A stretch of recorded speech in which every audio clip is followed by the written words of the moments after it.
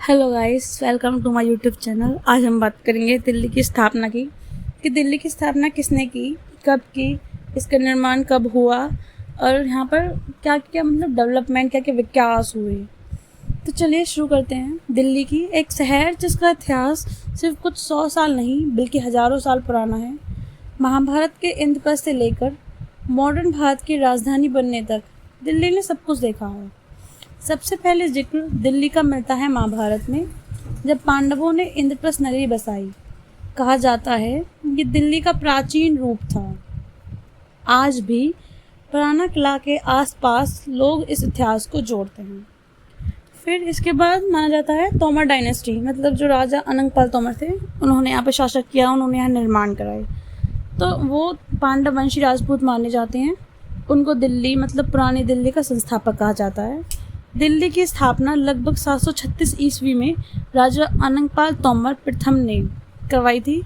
उन्होंने एक नगर बसाया था, उस समय दिल्ली का कहा जाता था उसे, जो आगे चलकर आधुनिक दिल्ली बन गई। तोमर राजाओं ने इस क्षेत्र में संगठित और सशक्त किया है। इसमें सबसे प्रसिद्ध राजा अनंगपाल तोमर द्वितीय माने जाते हैं, जिन्होंने 11वीं शताब्दी में शासन किया। उन्होंने बहुत विकास कराया, बहुत निर्माण कराए।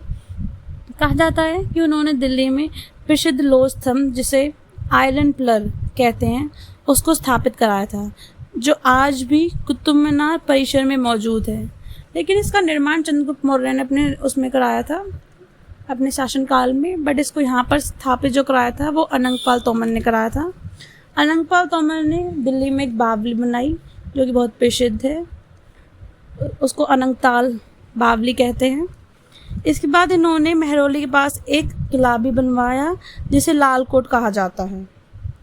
इसको चौहानों ने बाद में इसका नाम बदलकर किला राय पिथौरा रख दिया, जो कि आज लाल कोट किला राय पिथौरा के नाम से प्रसिद्ध है। फिर उसके बाद अनंगपाल तोमर सेकंड ने दिल्ली में 27 भव्य मंदिर का निर्माण कराया अनंगताल के आसपास। इन मंदिरों को बाद में कुतुबुद्दीन ऐबक द्वारा ध्वस्त करके कुवल उल इस्लाम मस्जिद बनाई गई थी। तो ये था हमारे तोमर वंश का जो मतलब वहाँ तक का शासनकाल। उसके बाद कहते हैं राजनीतिक सत्ता बदलती रहती हैं, तो तोमरों की सत्ता बदली और चौहानों की सत्ता आई। तो चौहानों की सत्ता के बारे में हम आगे पढ़ेंगे। तो अभी तक के लिए इतना ही। पूरी वीडियो को देखें। Please like share subscribe my channel. और अगर आपको कोई डाउट हो तो कमेंट करें, मैं आपके डाउट क्लियर करने की कोशिश करूँगी। थैंक